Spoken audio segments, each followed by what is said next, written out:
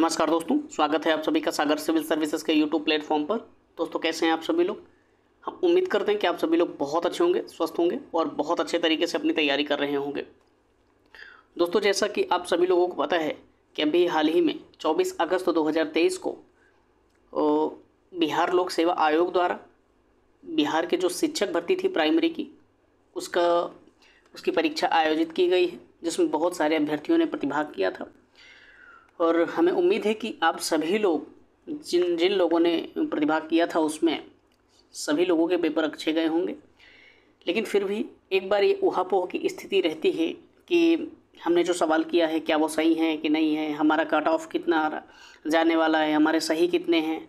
तो वो सारी चीज़ें ध्यान में रखते हुए हमने 24 अगस्त के शिफ्ट 1 के पेपर को डिस्कस कर लिया है ऑलरेडी, और शिफ्ट 2 के पेपर को आज हम डिस्कस करेंगे।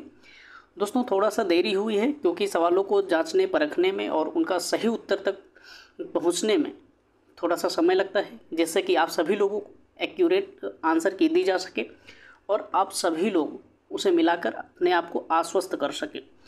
दोस्तों आज मैं इसमें सेट ई डिस्कस करूंगा। ये शिफ्ट 2 का पेपर है, सामान्य अध्ययन का, 24 अगस्त को द्वितीय पाली का।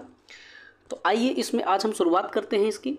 और दोस्तों आप एक चीज़ और, ये सेट ई ज़रूर है लेकिन इस बार बीपीएससी ने एक थोड़ा सा माइंड गेम भी खेला है। सबसे पहले तो सवालों के क्रम को तो चेंज ही किया है, उसमें ऑप्शन के क्रम को भी चेंज किया है। इसलिए आप सवाल को देखिएगा, उसके बाद उस सही उत्तर को देखने के बाद आप टिक मारिएगा, क्योंकि उत्तरों के क्रम की वजह से आपका कोई सवाल गलत ना हो, है ना। तो आइए शुरुआत करते हैं इसकी बिना किसी देरी के।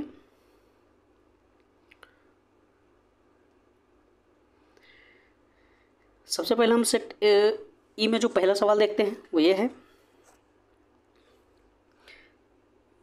यदि 3/4 की पावर -6 गुणे 4/3 की पावर -8 बराबर 3/4 की पावर n का जो सवाल है उसमें n की जो वैल्यू पूछी गई है उसका सही जवाब क्या होगा।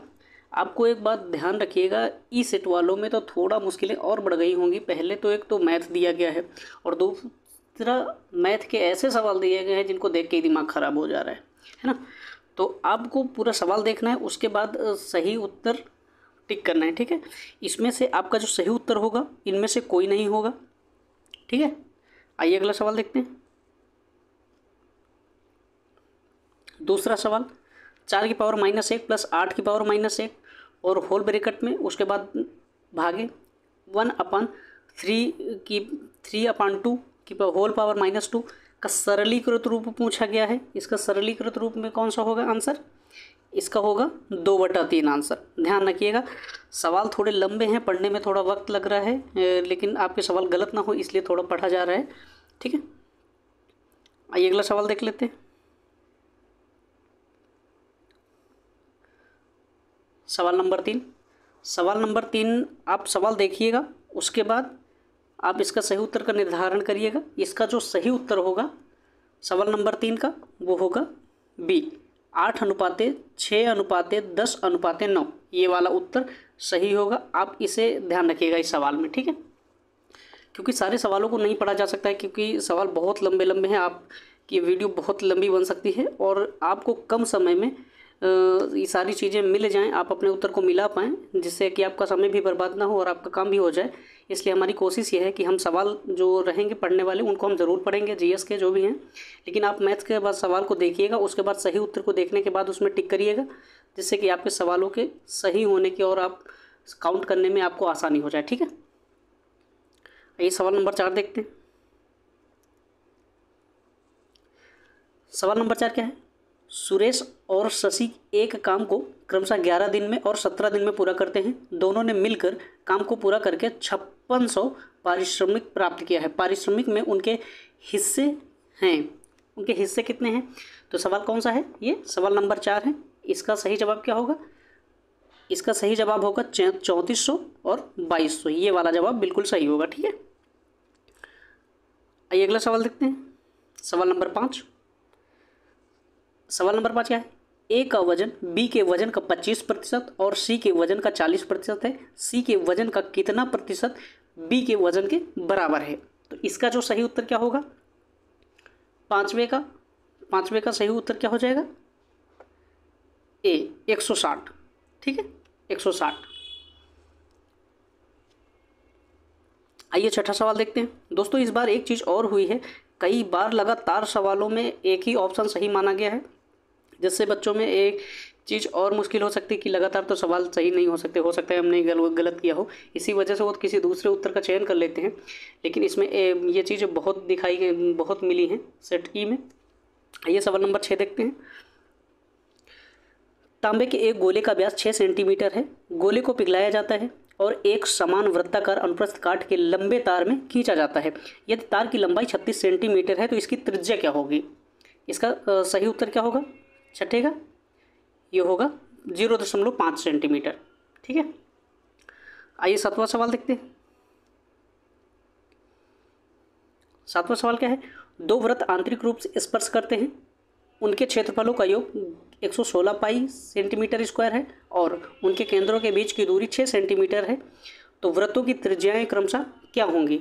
तो वृत्तों की त्रिज्याएं क्या होंगी, सातवें का कौन सा ऑप्शन होगा, सातवें का होगा बी 10 सेंटीमीटर और 4 सेंटीमीटर। ठीक है, 10 सेंटीमीटर और 4 सेंटीमीटर।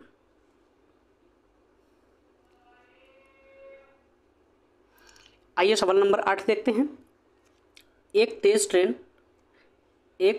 ट्रेन 600 किलोमीटर की यात्रा करने के लिए धीमी ट्रेन से 3 घंटे कम समय लेती है।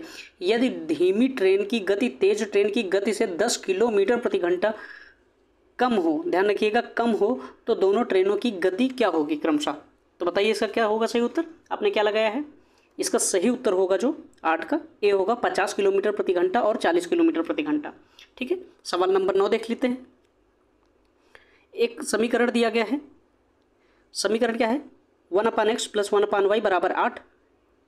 फिर दूसरा है 1/y + 1/z बराबर 12। फिर तीसरा है 1/z + 1/x बराबर 10। आप ये सवाल देखिएगा, इक्वेशन मिलाइएगा, उसके बाद इसका जो सही उत्तर है 9 का क्या हो जाएगा, 1/3। 9 का क्या है, बी ऑप्शन सही है। ठीक है, आइए सवाल नंबर 10 देख लेते हैं। सवाल नंबर 10 क्या है, एक राशि में 5 वर्षों में साधारण ब्याज से 50% की वृद्धि होती है।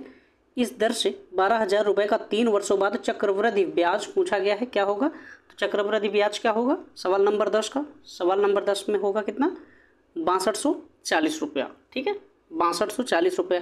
ध्यान रखिएगा अपने ऑप्शन में 6240 रुपये ही टिक करिएगा। ठीक है, आइए सवाल नंबर 11 देख लेते हैं।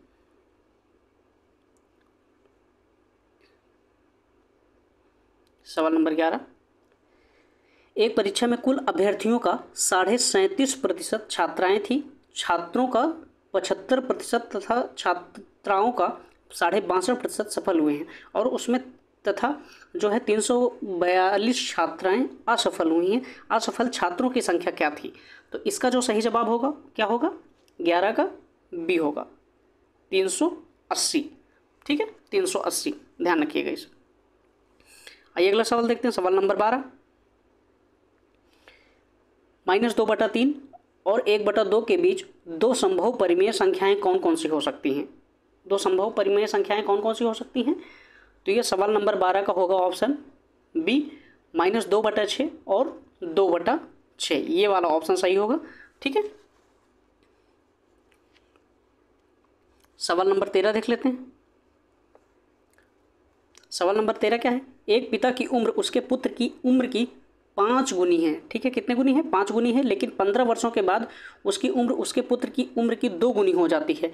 पिता की उम्र क्या है, तो इसके पिता की उम्र क्या है सवाल नंबर 13 का, सवाल नंबर 13 का क्या हो जाएगा, बी। आप यहाँ देख रहे हैं लगातार 4 से 5 सवालों में बी ऑप्शन सही हुआ है, ध्यान रखिएगा। सवाल नंबर 14 देखते हैं। ये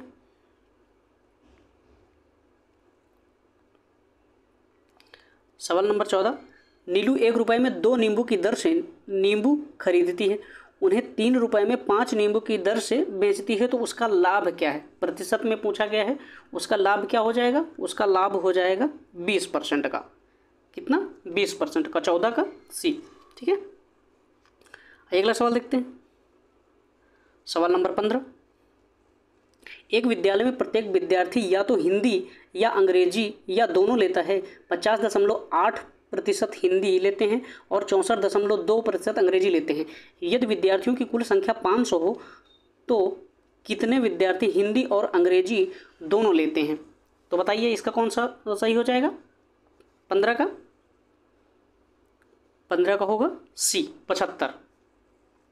ठीक है, 15 का 75। आइए अगला सवाल देख लेते हैं। सवाल नंबर 16, निम्नलिखित का मान क्या है? ये जो एक इक्वेशन दी गई है, एक्स की पावर ए बी माइनस सी फिर डॉट एक्स की पावर बी सी माइनस ए फिर एक्स की पावर सी फिर ए माइनस बी। इस इक्वेशन को आप लोग अपने पेपर में मिलाइएगा, यही इक्वेशन होनी चाहिए। इसका आंसर क्या है? 16 का बी ऑप्शन सही है, इसका 1। ठीक है, आइए अगला सवाल देख लेते हैं। सवाल नंबर 17,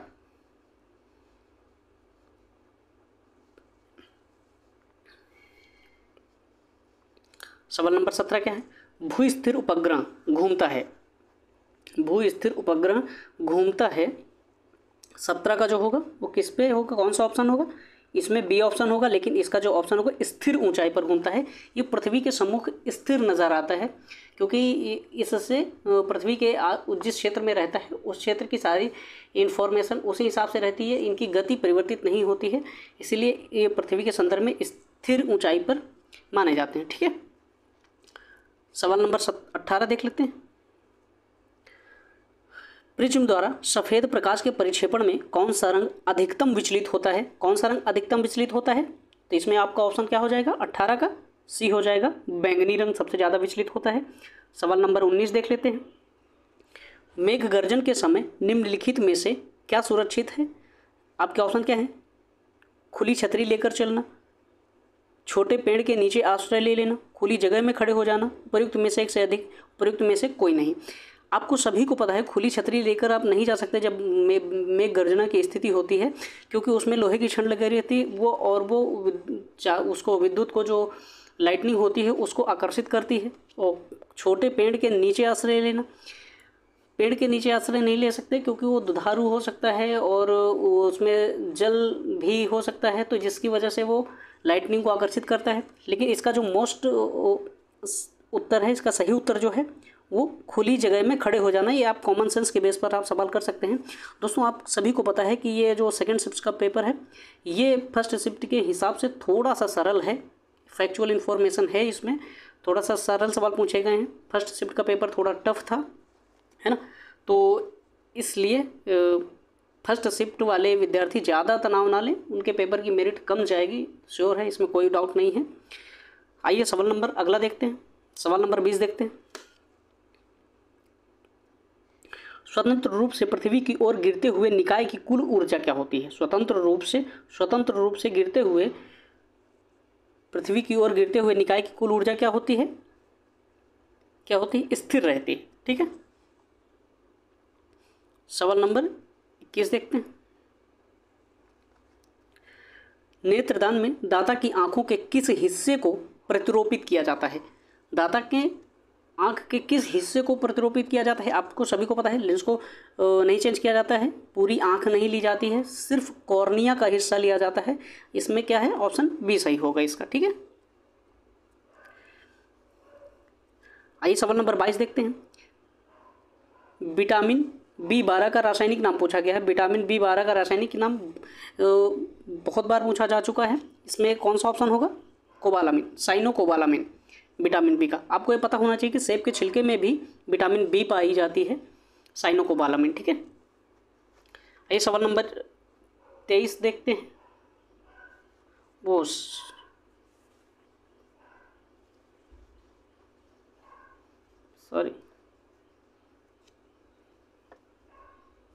सवाल नंबर 21 जी हाँ पूरा सही है, कॉर्निया।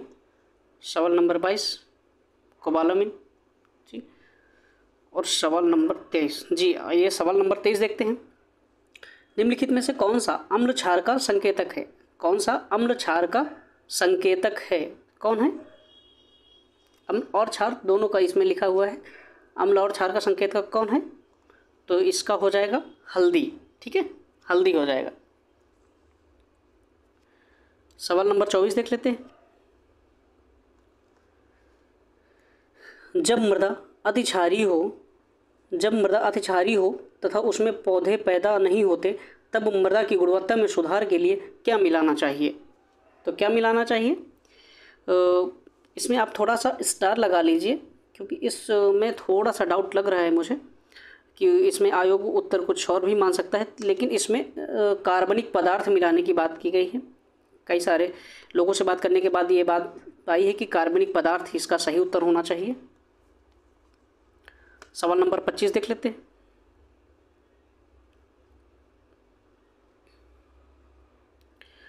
फ़ारेनहाइट पैमाने पर परम शून्य का मान कितना होता है? आप उस सूत्र के हिसाब से निकाल सकते हैं। अब -32 बराबर है इस बराबर 2 ऐसे करके जो है, उसमें -273 डिग्री की परम शून्यता को उसको आपको फ़ारेनहाइट में बदलना है। तो इसका आपका सही उत्तर क्या हो जाएगा? -459.4 फ़ारेनहाइट। ठीक है, 25 का सी ऑप्शन हो जाएगा। 26 का सवाल देख लेते हैं। सवाल नंबर 26। प्रकाश तरंगे किस प्रकार की होती हैं? प्रकाश तरंगे किस प्रकार की होती हैं? तो आप सभी को पता है किस प्रकार की होती हैं।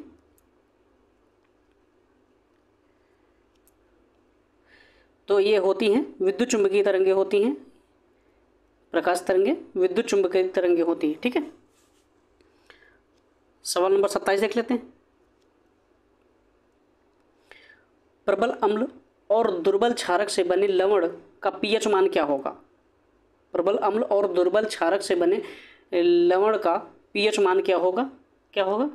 27 का क्या होगा? इसमें 7 से कम होगा। ठीक है, 7 से कम होगा।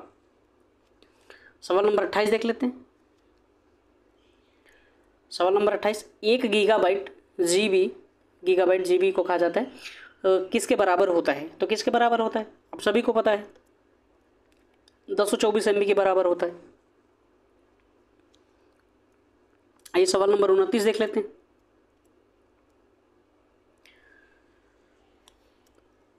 सोडियम हाइड्रोक्साइड और हाइड्रोक्लोरिक अम्ल की अभिक्रिया से सोडियम क्लोराइड और जल बनते हैं। यह कौन सी अभिक्रिया है?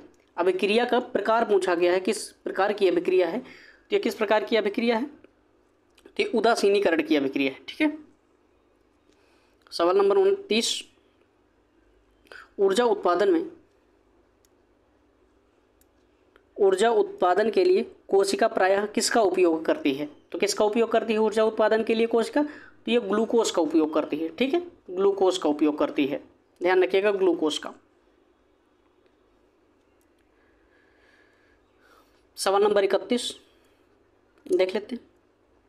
पीयूष ग्रंथि का कार्य क्या होता है? पीयूष ग्रंथि का कार्य क्या होता है? पुरुषों में यौन अंगों को विकसित करना, सभी अंगों में वृद्धि को प्रोत्साहित करना, शरीर में चीनी और नमक के स्तर को नियंत्रित करना, उपर्युक्त में से एक से अधिक और उपर्युक्त में से कोई नहीं। क्या होगा इसमें का सही जवाब आपका? बताइए। इसका जो सही जवाब होगा वो एक से अधिक होगा। ठीक है, इसका सही जवाब होगा क्या? एक से अधिक। डी ऑप्शन इसका सही हो जाएगा। सवाल नंबर 32 देखते हैं। मस्तिष्क के कौन से भाग रक्तचाप को नियंत्रित करता है? मस्तिष्क का कौन सा भाग जो है वो रक्तचाप को नियंत्रित करता है? तो कौन सा भाग रक्तचाप को नियंत्रित करता है? सवाल नंबर 32 का जो सही ऑप्शन क्या है? पोन्स, मेडुला और सेरिबेलम। पोन्स, मेडुला और सेरिबेलम, इसमें सी ऑप्शन सही है। ठीक है, आइए अगला सवाल देख लेते हैं।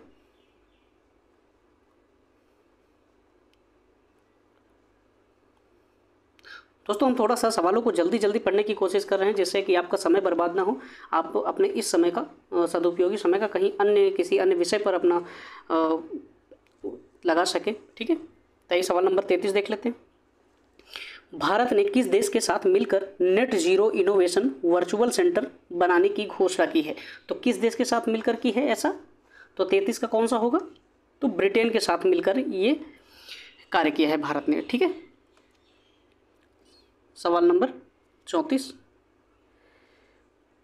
भारत की नव उद्घाटित संसद में सांसदों के लिए कुल कितनी सीटें हैं? सांसदों के लिए कुल कितनी सीटें हैं? तो इसमें ऑप्शन क्या है आपका 888। सवाल नंबर 35 देख लेते हैं। भारत सरकार ने किसान बीमा दावों के लिए कौन सा ऑनलाइन प्लेटफॉर्म लॉन्च किया है? तो कौन सा ऑनलाइन प्लेटफॉर्म लॉन्च किया है बताइए आप। इसका कौन सा ऑप्शन सही होगा? इसका सी ऑप्शन सही होगा, डिजी क्लेम प्लेटफॉर्म। डिजी क्लेम प्लेटफॉर्म आप अपने उत्तर में मिलाइए, अपने पेपर में डिजी क्लेम प्लेटफॉर्म उत्तर होना चाहिए। ठीक है, सवाल नंबर 36 देख लेते हैं।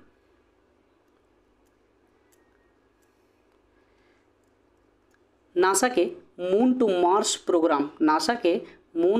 प्रोग्राम के प्रमुख के रूप में किन्हें नियुक्त किया गया है? तो किसको नियुक्त किया गया है? 36 का क्या होगा? अमित छत्री जी को नियुक्त किया गया है नासा के मून टू मार्स प्रोग्राम के लिए। आपको ध्यान रखना है किसी अन्य परीक्षा में यह सवाल इस तरह से भी पूछा जा सकता है कि मून टू मार्स प्रोग्राम किसका है। उसमें आपको ऑप्शन दे देगा, जाक्सा दे देगा, इसरो दे देगा, नासा दे देगा और कुछ भी दे देगा, किसी अन्य देश की एक स्पेस एजेंसी का नाम दे देगा। तो उसमें आपको किसका मानना है? नासा का मानना है। ध्यान रखिएगा, नासा का प्रोग्राम है मून टू मार्स प्रोग्राम। ठीक है, आइए अगला सवाल देखते हैं। सवाल नंबर 37। सवाल नंबर 37 क्या है? बिहार मद्य निषेध और उत्पाद शुल्क संशोधन अधिनियम 2022 के अनुसार शराब की ढुलाई करने वाले वाहनों को छोड़ने हेतु जुर्माने के रूप में उनकी बीमित राशि का कितना प्रतिशत देना होगा?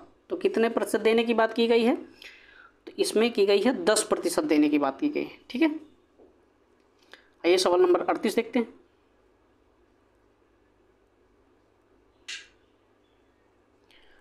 सवाल नंबर 38 क्या है? एयरबस और बोइंग से मुकाबले के लिए किस देश ने C919 यात्री विमान बनाया है? तो किस देश ने ऐसा किया है? तो चाइना ने बनाया है। ध्यान रखिएगा, आपको चाइना ने बनाया है एयरबस और बोइंग के मुकाबले के लिए C919 यात्री विमान किसने बनाया है? ये चाइना का विमान है, ध्यान रखिएगा। सवाल नंबर 39। कृतिराज सिंह किस खेल से संबंधित हैं? तो कृतिराज सिंह जो हैं वो भारोत्तोलन से संबंधित है। ठीक है, भारोत्तोलन से संबंधित, भारोत्तोलन से। सवाल नंबर 40। बिहार उद्योग विभाग द्वारा जारी औद्योगिक विकास रैंकिंग में किस जिले ने सर्वोच्च स्थान प्राप्त किया है? तो किस जिले ने सर्वोच्च स्थान प्राप्त किया है? तो वो प्राप्त किया है सिवान ने प्राप्त किया है। ठीक है,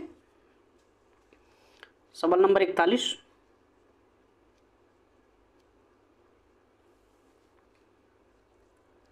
मौलिक अधिकारों को लागू करने के लिए न्यायालय निम्नलिखित में से किसे जारी कर सकता है?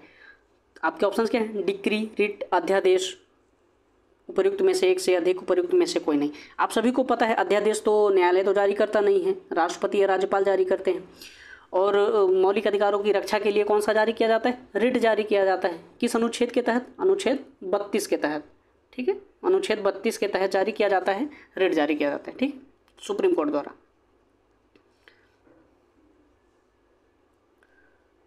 चलिए अगला सवाल देख लेते हैं। सवाल नंबर 42। निम्नलिखित में से कौन सा बांध महानदी पर है? महानदी पर कौन सा बांध स्थित है? तो आपका ये हीराकुंड बांध स्थित है। हीराकुंड बांध महानदी पर स्थित है। सवाल नंबर 43 देखते हैं। अल अक्सा मस्जिद जो हाल ही में खबरों में थी किस शहर में स्थित है? अल अक्सा मस्जिद कहाँ पर स्थित है? कहाँ पर स्थित है? ये आपके जेरूशलम में स्थित है। 43 का कौन सा होगा? जेरूशलम ऑप्शन होगा। ठीक है, आइए अगला सवाल देखते हैं। सवाल नंबर 44।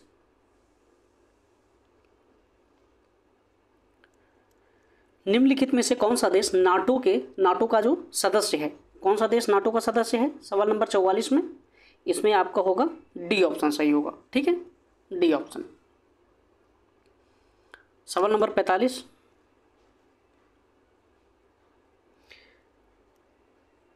एक कथन दिया गया है, एक पृथ्वी एक परिवार एक भविष्य किसके साथ संबंध है?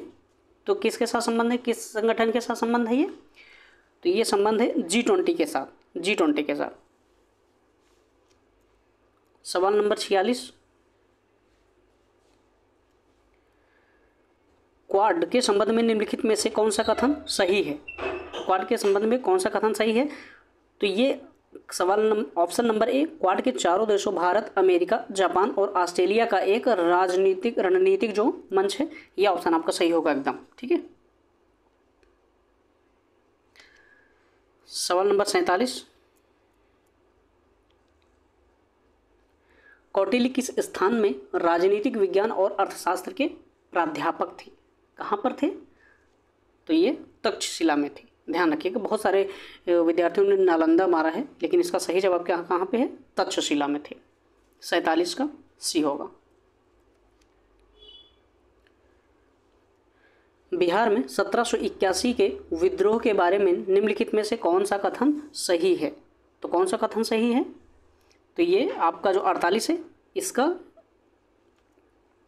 ऑप्शन नंबर ए सही होगा। ये जमींदारों द्वारा किया गया विद्रोह था, जमींदारों द्वारा किया गया विद्रोह था। सवाल नंबर 48। सवाल नंबर 49 देख लेते हैं।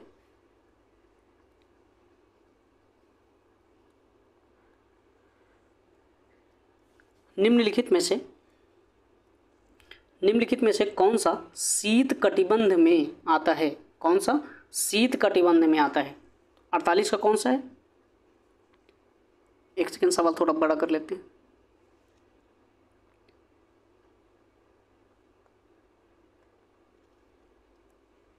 अड़तालीस हो गया। सवाल नंबर 49 है, कौन सा शीत कटिबंध में आता है? ये बहुत कॉन्सेप्चुअल सवाल है। निम्नलिखित में से कौन सा शीत कटिबंध में आता है? आपके ऑप्शन क्या है? 66.5 डिग्री उत्तरी अक्षांश और उत्तरी ध्रुव के बीच का क्षेत्र, दोनों गोलार्धों के में 23.5 डिग्री और 66.5 डिग्री अक्षांशों के बीच का क्षेत्र, दक्षिणी ध्रुव वृत्त, आर्कटिक वृत्त और दक्षिणी ध्रुव के बीच का जो क्षेत्र होता है वो इसके अंतर्गत आता है। तो आपका इसमें 39 का कौन सा हो जाएगा? 39 का डी हो जाएगा सही ऑप्शन। ये 40 नंबर देखते हैं। 50 नंबर सवाल देखते हैं। सतलज और काली नदियों के बीच स्थित हिमालय के भाग को निम्नलिखित में से किस नाम से जाना जाता है? सवाल नंबर 50। सतलज और काली नदियों के बीच के जब नदियों के आधार पर विभाजन देखा जा रहा था हिमालय का, तो उसमें सतलज और काली नदियों के बीच के क्षेत्र को क्या कहा जाता? कुमाऊं हिमालय कहा जाता था। बिल्कुल यही आपने मारा होगा। सवाल नंबर 51, निम्नलिखित में से कौन सा कथन सही है? सवाल नंबर 51, 2011 की जनगणना के अनुसार सिक्किम की जनसंख्या 6 लाख, नहीं 6 लाख नहीं है, 6 लाख से ज़्यादा है। क्षेत्रफल की दृष्टि से उत्तर प्रदेश भारत का सबसे बड़ा राज्य है, ये भी गलत है। सबसे बड़ा राज्य नहीं है, सबसे बड़ा राजस्थान है। भारत का क्षेत्रफल विश्व के क्षेत्रफल का 2.6% है, ये भी गलत है। 2.4% है, यह भी आपको पता है। उपयुक्त में से एक से अधिक ऑप्शन हो ही नहीं सकता, क्योंकि सारी चीज़ें गलत लग रही हैं। तो इसमें कौन होगा? सवाल नंबर 51 का होगा ऑप्शन, या ऑप्शन होगा आपका ई, उपयुक्त में से कोई नहीं। ठीक है। सवाल नंबर 52 देखते हैं। भारत में 1952 की राष्ट्रीय वन नीति में उल्लिखित देश के कुल भौगोलिक क्षेत्र में वन क्षेत्र का वांछित प्रतिशत कितना होना चाहिए था? कितना माना गया था उसमें? तो ये माना गया था 33%। ठीक है, 52 का बी होना चाहिए। सवाल नंबर 53 देखते हैं।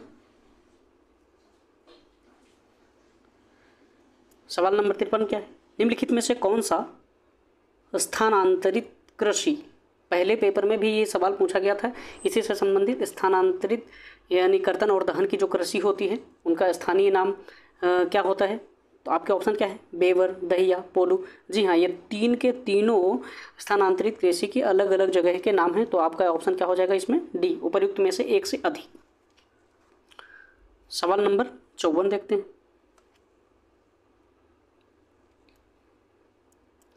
अमेजन बेसिन में एक बड़े मकान को क्या नाम दिया गया है जिसकी छत की तिरछी खड़ी ढाल होती है? ठीक है, अमेजन बेसिन में एक बड़े मकान को क्या नाम दिया जाता है जिसकी छत जो होती है तिरछी खड़ी होती है, ऐसे करके तिरछी खड़ी होती है, क्या नाम दिया जाता है? उसको नाम दिया जाता है 54 का मलोका। ठीक, मलोका नाम दिया जाता है, इसका बी ऑप्शन सही है। सवाल नंबर 55 देखते हैं। ऐतिहासिक दक्षिणापथ नामक क्षेत्र का विस्तार है? ऐतिहासिक दक्षिणापथ नामक क्षेत्र का विस्तार है, तो इसका कौन सा ऑप्शन सही हो जाएगा? 55 का आपका सही हो जाएगा। विंध्याचल पर्वत श्रेणी से कृष्णा नदी के मध्य का क्षेत्र जो होता है वो ऐतिहासिक दक्षिणापथ के नाम से भी जाना जाता है, वहाँ उसका विस्तार माना जाता है। सवाल नंबर 56, अरब सागर और बंगाल की खाड़ी के अफवाह तंत्र के बीच मुख्य जल विभाजक कौन है? मुख्य जल विभाजक पूछा गया है, तो कौन है? 56 का हो जाएगा बी, दिल्ली रिज, अरावली पर्वत श्रेणी, सह्याद्री और अमरकंटक की पहाड़ियां। ठीक है, आइए 57 नंबर सवाल देख लेते हैं।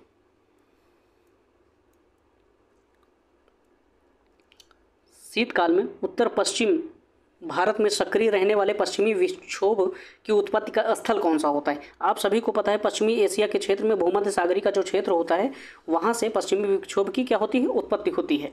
तो ये इसमें ऑप्शन क्या हो जाएगा? सी हो जाएगा। लेकिन इसका जो आपके दूसरे वाले सेट्स में क्या होगा? पश्चिमी एशिया का भूमध्य सागरीय तटीय क्षेत्र। ठीक है, आइए सवाल नंबर 58 देखते हैं।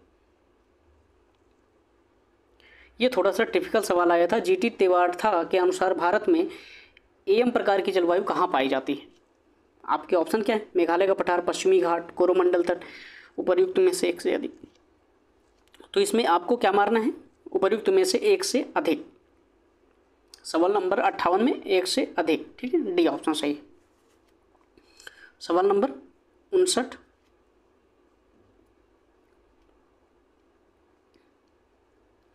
उत्तरी भारत में शीतकाल में उपजाई जाने वाली चावल की फसलों का स्थानीय नाम क्या है? उत्तरी भारत में शीतकाल में उपजाई जाने वाली चावल की फसलों का स्थानीय नाम क्या है?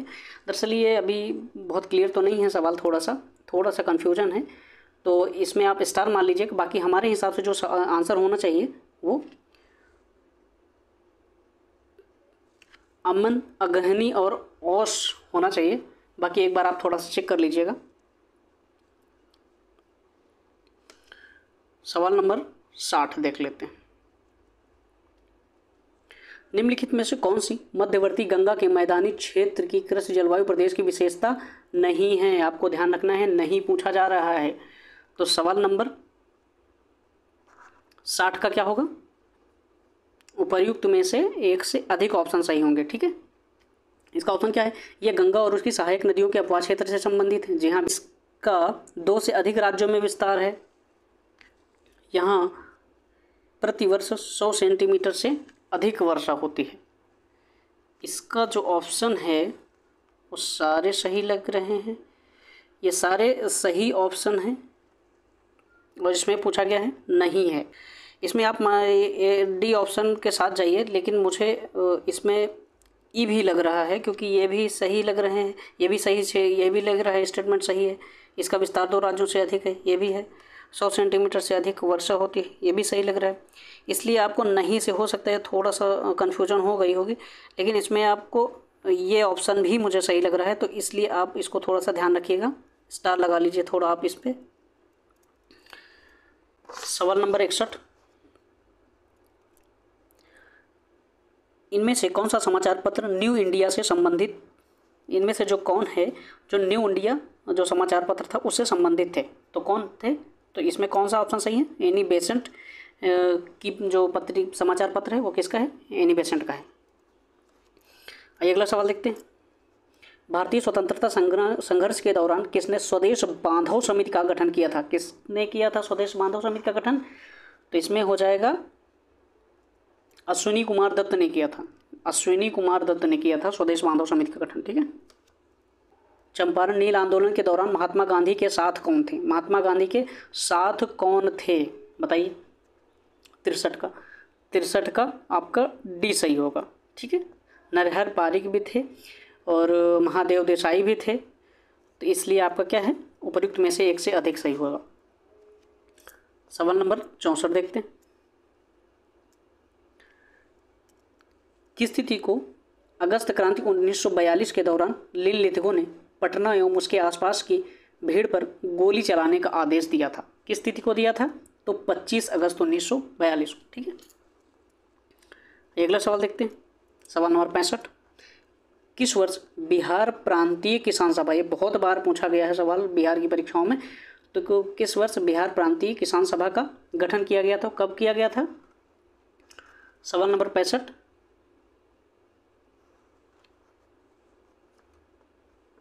1929 में किया गया था। ठीक है। सवाल नंबर 66 देखते हैं, निम्नलिखित में से कौन सा विद्रोह या आंदोलन लंबी दाढ़ी रखने पर कर लगाए जाने के कारण हुआ था? तो कौन सा विद्रोह हुआ था? तो सवाल नंबर 66 का सही उत्तर क्या है? पागलपंथी विद्रोह में लंबी दाढ़ी पर कर लगाने जाने की बात हुई थी, जिसके कारण विद्रोह हुआ था। सवाल नंबर 67 देखते हैं,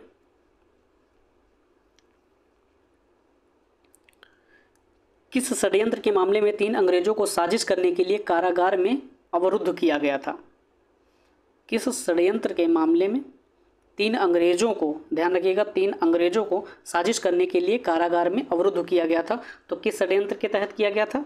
सवाल नंबर 67 का क्या है? मेरठ षड्यंत्र केस के तहत। सवाल नंबर 68 देखते हैं, पूना पैक्ट का उद्देश्य क्या था? पूना पैक्ट का उद्देश्य क्या था? दलित वर्ग का राजनीतिक प्रतिनिधित्व की बात की जा रही थी। ठीक है। सवाल नंबर 68 का सी। सवाल नंबर 69 देखते हैं, प्रथम अखिल भारतीय कांग्रेस समाजवादी सम्मेलन कहाँ हुआ था? प्रथम अखिल भारतीय कांग्रेस समाजवादी सम्मेलन कहाँ पर हुआ था? तो कहाँ पर हुआ था? ये हुआ था पटना में हुआ था, ध्यान रखिएगा, पटना में। सवाल नंबर 70 देखते हैं,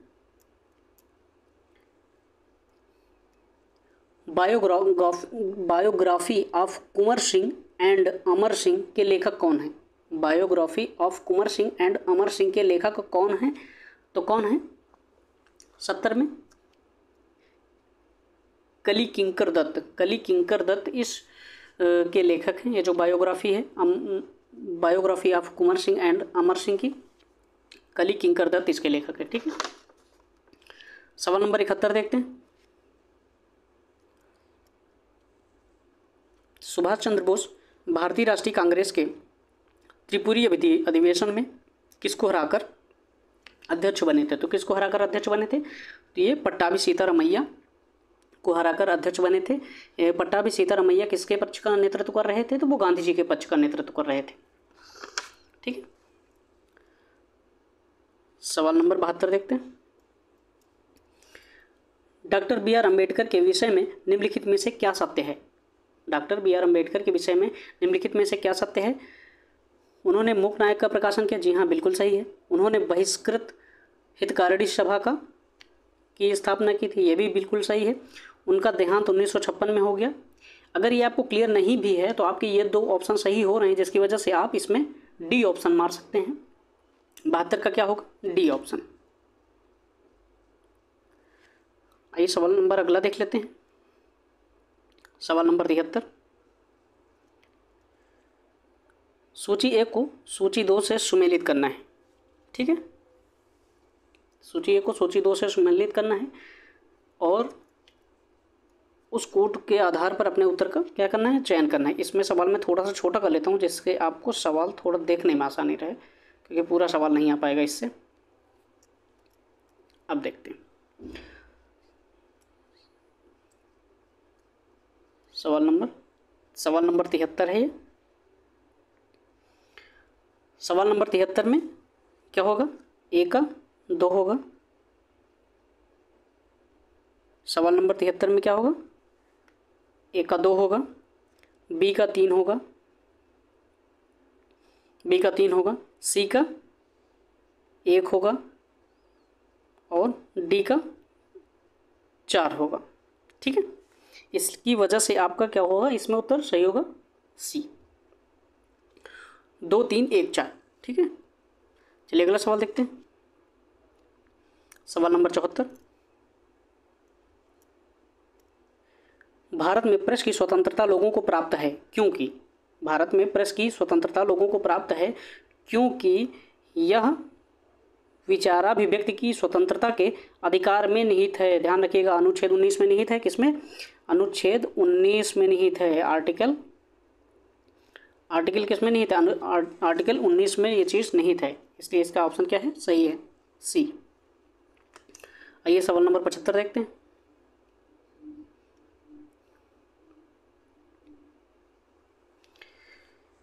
आपसे सवाल पूछा गया है सवाल नंबर 75। ये सवाल भी काफ़ी कॉन्सेप्चुअल सवाल है, तो इसमें पूरा सवाल दिखाई नहीं दे रहा है, इसकी वजह से आप इसका उत्तर ये मारिएगा सवाल नंबर 75 का। इसमें जो खनिज संसाधनों की संपन्नता परंतु औद्योगिकरण का जो उसकी है कमी दिखाई देती है, कहाँ पर, झारखंड में। ये तो बिल्कुल सही स्थिति है। जल संसाधनों की संपन्नता परंतु आधारभूत संरचना के विकास की कमी है, अरुणाचल प्रदेश में भी सही है। सौर ऊर्जा और वायु ऊर्जा की संपन्नता परंतु जल संसाधन की कमी है, राजस्थान में बिल्कुल सही है। खनिज संसाधनों की संपन्नता परंतु परिवहन और संचार के साधनों की कमी, लद्दाख, ये बिल्कुल सही है। आपको इसमें ये सारे जो हैं सही नज़र आ रहे हैं, इसलिए आपका ऑप्शन क्या होगा, 1 2 3 4 वाला सही होगा, 1 2 3 4। आइए सवाल नंबर अगला देखते हैं।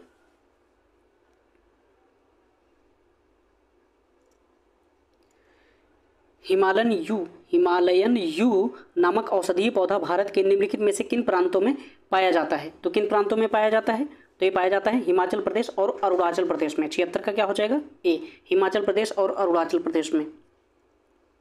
सवाल नंबर 77 देखते हैं।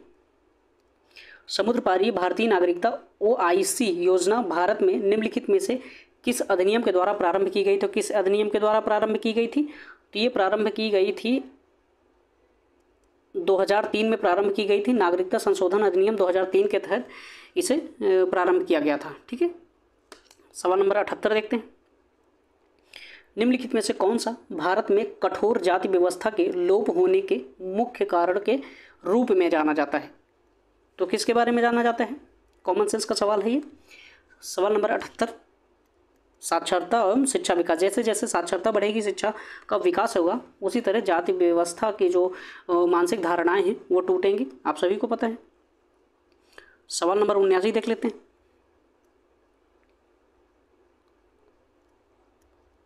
भारत की केंद्रीय सरकार का पंचायती राज मंत्रालय निम्नलिखित में से किस वर्ष निर्मित हुआ था?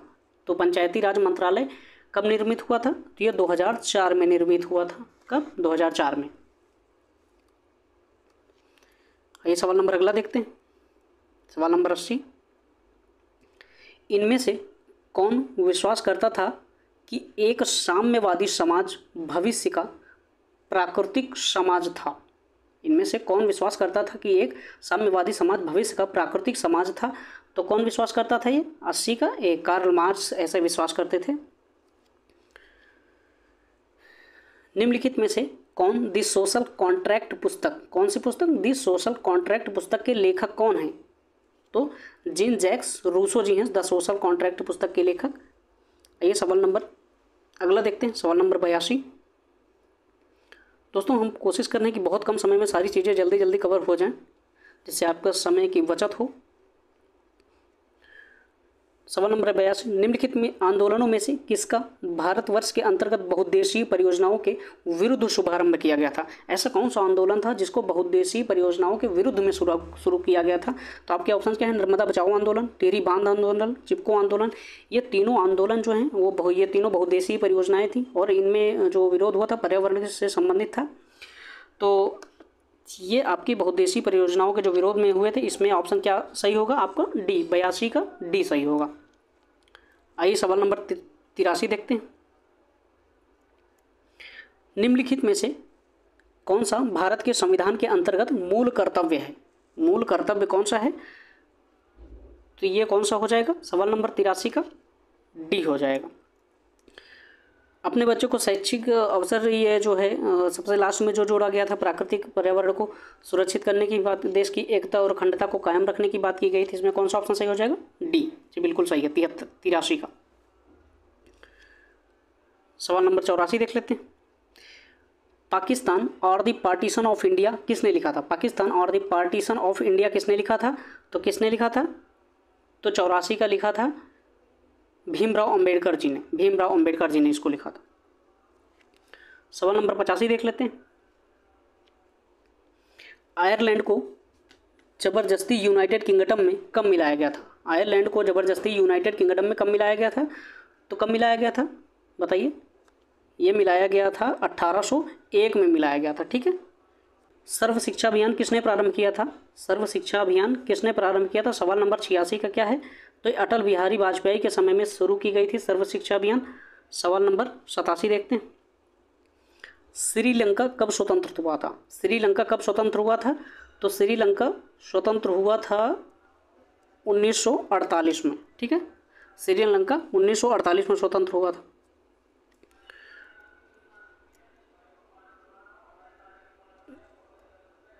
सॉरी, आइए अगला सवाल देखते हैं। अन्नपूर्णा योजना राशन कार्ड किसके लिए हैं? तो बताइए। इसमें जो सबसे सही उत्तर होगा वो वृद्ध व गरीब लोगों जो 65 वर्ष से अधिक के हैं, क्योंकि नीचे वाले गरीब जो ऊपर वाले हैं, गरीबी रेखा से ऊपर वाले के लिए नहीं था। तो आप ये इसका सही उत्तर क्या है? वृद्ध व गरीब लोग जो हैं 65 वर्ष से अधिक के हों, इनके लिए अन्नपूर्णा योजना राशन कार्ड के लिए लाभार्थी माना गया था। ठीक है। सवाल नंबर 89 देख लेते हैं।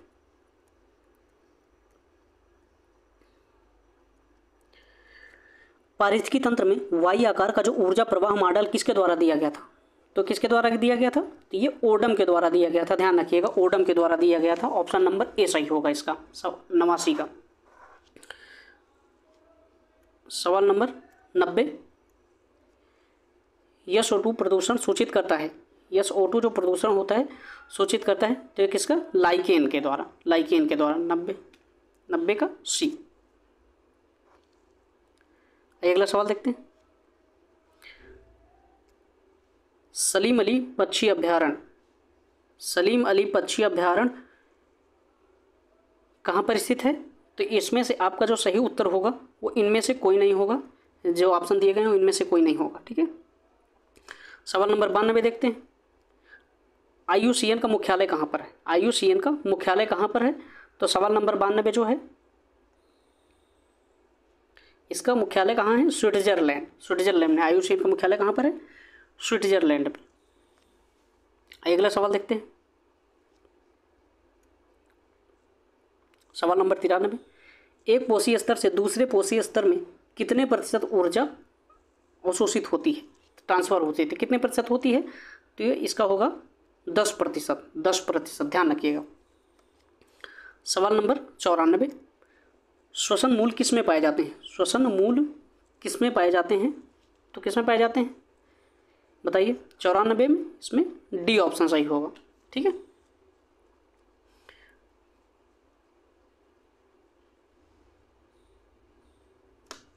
सवाल नंबर 95 देखते हैं।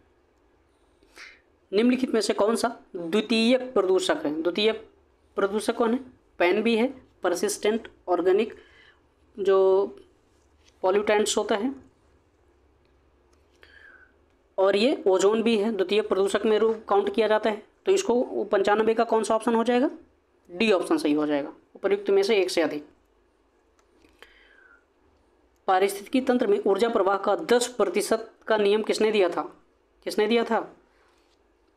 तो लिंडेमैन ने दिया था। 10% रूल जो दिया था वो लिंडेमैन ने दिया था। सवाल नंबर 96 हमने देख लिया। आइए सवाल नंबर 97 देखते हैं। सवाल नंबर 97 क्या है? भारत में उष्णकटिबंधीय वर्षावन पाए जाते हैं। कहाँ पर पाए जाते हैं? तो कर्नाटक में भी पाए जाते हैं, केरल के क्षेत्रों में भी उष्णकटिबंधीय वर्षावन पाए जाते हैं। तो इसका ऑप्शन क्या हो जाएगा? उपयुक्त में से एक से अधिक। ठीक है। भारत में मेथेन का मुख्य स्रोत क्या है? तो ये मेथेन कहाँ से निकलती है सबसे ज़्यादा? धान के खेत से निकलती है।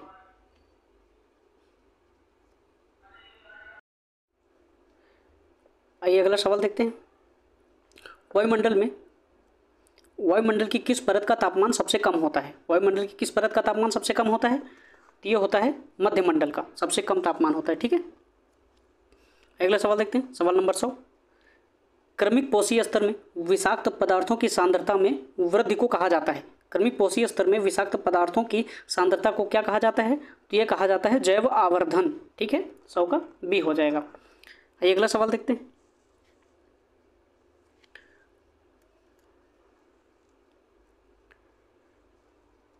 निम्नलिखित में से कौन सी शुष्कतारंभी अनुक्रमण में अनुगामी प्रजाति के रूप में कार्य करती है? तो कौन करती है? 101 का ए। ठीक है। सवाल नंबर 102, रामसर सम्मेलन किसके संरक्षण से संबंधित है? तो रामसर सम्मेलन आपको सभी को पता है, आर्द्रभूमि से के संरक्षण से संबंधित है। इटाई रोग किसके कारण हो जाता है? इटाई रोग किसके कारण हो जाता है? ये हो जाता है कैडमियम के कारण। ठीक है। सवाल नंबर 104, निम्नलिखित में से कौन सा स्वस्थानीय यानी इन सिटू संरक्षण का जो के अधीन है उनमें शामिल नहीं है? मतलब ये इन सिटू संरक्षण विधि के अंतर्गत शामिल नहीं किया जाता है। तो कौन है? सवाल नंबर 104, ये कौन है? वनस्पति उद्यान। ये अगला सवाल देखते हैं। सवाल नंबर 105, सवाल नंबर 105, बिना दोहराव के अंक 0, 1, 2, 3 ये जो सीरीज दी है का उपयोग करते हुए 4 अंक की संख्याएं कितनी बनाई जा सकती हैं? परमुटेशन कॉम्बिनेशन का जो सवाल है, इसमें का सही उत्तर क्या हो जाएगा आपका 105 का? इसका सही उत्तर क्या होगा? उपर्युक्त में से कोई नहीं। ठीक है। अगला सवाल देखते हैं। सवाल नंबर 106,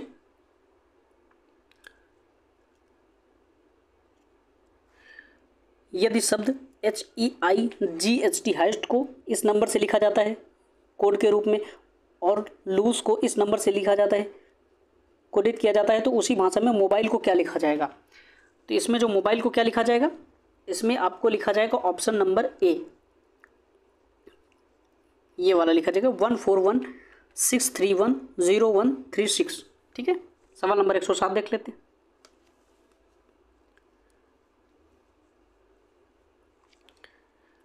निम्नलिखित शब्दों को तार्किक क्रम में व्यवस्थित कीजिए। ये कॉमन सेंस का सवाल है। सह प्राध्यापक, प्राध्यापक, सहायक प्राध्यापक, इसमें आपका कौन सा सही सवाल होगा? सवाल नंबर 107 का। सवाल नंबर 107 का होगा 2, 1, 3। सबसे पहले क्या होगा? प्राध्यापक होगा, फिर सह प्राध्यापक होगा, फिर सहायक प्राध्यापक होगा। ठीक है। अगला सवाल देखते हैं। सवाल नंबर 108, सवाल नंबर 108 क्या है? एक व्यक्ति चार बच्चों के बीच कुछ वस्तुओं को बांटता है। पहले बच्चे को कुल वस्तुओं का 1/2 हिस्सा मिलता है और दूसरे बच्चे को पहले का 1/4 मिलता है। तीसरे बच्चे को पहले बच्चे का 3/4 हिस्सा मिलता है। तो चौथे बच्चे को कितना अंश मिलेगा? इसका सही उत्तर क्या है 108 का? इसमें जो सही उत्तर है वो होगा उपर्युक्त में से कोई नहीं। ठीक है। उपर्युक्त में से कोई नहीं इसका सही उत्तर होगा। आइए अगला सवाल देखते हैं। सवाल नंबर 109,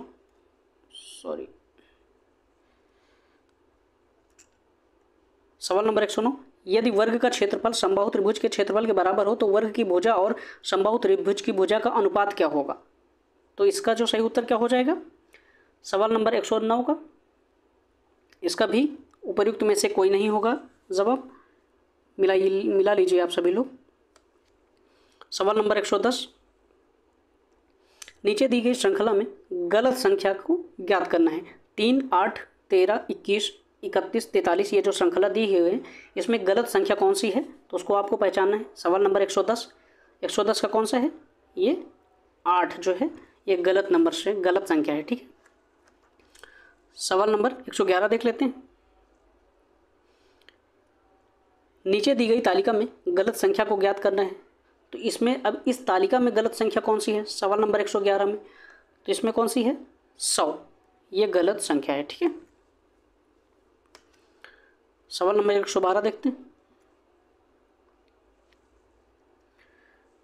माना a बराबर 10 सेंटीमीटर, b बराबर 3 सेंटीमीटर और c बराबर 6 सेंटीमीटर। निम्नलिखित में से कौन सा सत्य है? मतलब ये मान दिया गया है, उसके आधार पर कुछ स्टेटमेंट दिए गए हैं, उनको आपको पहचानना है। 112 में कौन सा सही होगा? ए बी सी त्रिभुज की भुजा हैं, ए बी सी समकोण त्रिभुज बनाते हैं, कोई डिसाइड नहीं किया जा सकता है। ए बी सी समद्विबाहु त्रिभुज बनाते हैं, इस बात से कोई लंबाई से नहीं बताया जा सकता है। तो इसका क्या होगा? आपका उपर्युक्त में से कोई नहीं ऑप्शन हो जाएगा। 112 का क्या हो जाएगा ऑप्शन? कोई नहीं।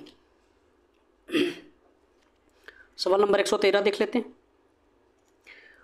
मदन के भाई के अंकल कर्ण के पिता के भाई हैं। मदन और कर्ण में क्या संबंध है? मदन और कर्ण में क्या संबंध है? तो 113 का क्या हो जाएगा इसमें? 113 का ऑप्शन हो जाएगा बी, मदन कर्ण का भाई है। मदन कर्ण का भाई है। ठीक है।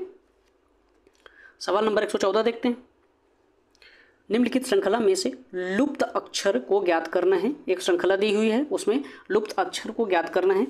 YTO ये सीरीज अपने आप टेस्ट पेपर में मिलाइएगा। उसके बाद इस श्रृंखला में लुप्त अक्षर कौन सा है तो उसको ढूंढना है। तो इसमें हो जाएगा J और E। J और E 114 का A हो जाएगा।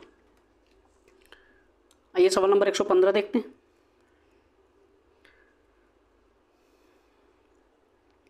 नीचे एक आकृति दी हुई है, उसमें कितने त्रिकोण हैं? ठीक है, कितने त्रिकोण हैं उसको पहचानने की बात की गई। तो इसमें कितने त्रिकोण हैं? 115 में 13। ठीक है। सवाल नंबर 116 देख लेते हैं। आशा 3 किलोमीटर दक्षिण की ओर चलती है और फिर दाएं मुड़कर 2 किलोमीटर चलती है। वह फिर से दाएं मुड़कर 3 किलोमीटर चलती है और अपने बाएं मुड़ती है और सीधा चलना शुरू करती है। अब वह किस दिशा में चल रही है? तो किस दिशा में चल रही है? तो इसका जो 116 का सही उत्तर क्या हो जाएगा? ये हो जाएगा पश्चिम की ओर चल रही है। ठीक है।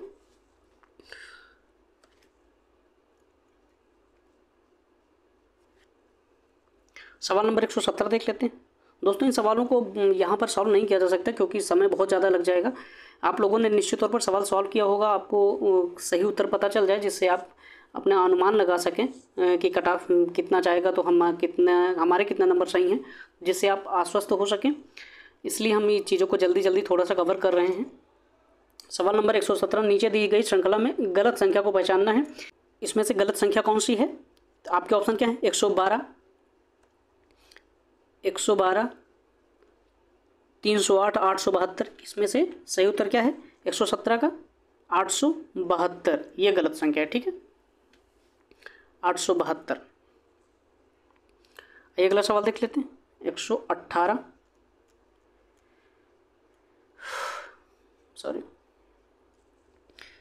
किसी निश्चित कूट में 256 का अर्थ यू आर गुड, 637 का अर्थ वी आर बैड, 358 का अर्थ गुड एंड बैड, उसी कूट में निम्नलिखित में से कौन सा अंक एंड को दर्शाता है? तो कौन सा अंक एंड को दर्शाता है? तो 118 का कौन क्या हो जाएगा? 118 का हो जाएगा सी, 8। ठीक है, 8 दर्शाता है। सवाल नंबर 119 काफ़ी बड़ा सवाल है, तो इसे अब थोड़ा सा जूम कर लेते हैं जी।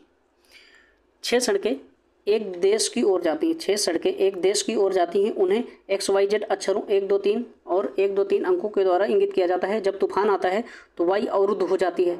जब बाढ़ आती है तो X 1 और 2 प्रभावित होती हैं। जब सड़क 1 अवरुद्ध हो जाती है तो Z भी अवरुद्ध हो जाती है। एक ही समय पर जब बाढ़ आ जाए और तूफान भी चलने लगे तो किस सड़क का उपयोग किया जा सकता है? सवाल नंबर 119 में तो उसमें सड़क नंबर 3 का इस्तेमाल किया जा सकता है। ठीक है, इसका ऑप्शन क्या होगा? ए हो जाएगा। आइए सवाल नंबर 20 देख लेते हैं। 120 किसी निश्चित कूट में दिल्ली को CCIDD लिखा जाता है, उसी कूट में बॉम्बे को कैसे लिखेंगे? तो इसका जो सही उत्तर क्या हो जाएगा? इसका सही उत्तर हो जाएगा सी ऑप्शन, AMJXVS लिखा जाएगा। बॉम्बे को AMJXVS लिखा जाएगा। तो दोस्तों यहीं पर हमारा ये जो टेस्ट पेपर का डिस्कशन है इसको हमने कवर कर लिया है पूरा। निश्चित तौर पर आप अपने टेस्ट पेपर से आपने जो टिक किया है उसको मिला लीजिए और कमेंट बॉक्स में अपने नंबर्स को दर्ज कर लीजिए, और जिससे कि हम किसी अन्य वीडियो पर आपसे बात कर सकें। कट ऑफ के बारे में जब भी बात करें तो आप अपने आप को आश्वस्त कर पाएँ। तो धन्यवाद दोस्तों, तब तक के लिए ख्याल रखिएगा। फिर किसी नए वीडियो में हम आपसे बात करते हैं।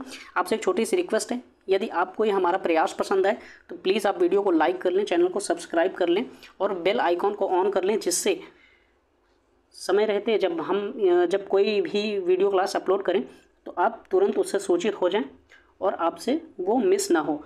और ये PDF के लिए और बहुत सारे अच्छे कंटेंट के लिए आप सागर सिविल सर्विसेज के टेलीग्राम ग्रुप को ज्वाइन कर सकते हैं, जिसकी लिंक डिस्क्रिप्शन बॉक्स में है। आपको बहुत अच्छे अच्छे विषयों की बहुत PDFs आपको मिल जाएंगी फ्री में, सारी चीज़ें बिल्कुल फ्री हैं। तो ठीक है दोस्तों, फिर मिलते हैं, तब तक के लिए ख्याल रखिएगा, स्वस्थ रहिए और पढ़ाई करते रहिए। धन्यवाद।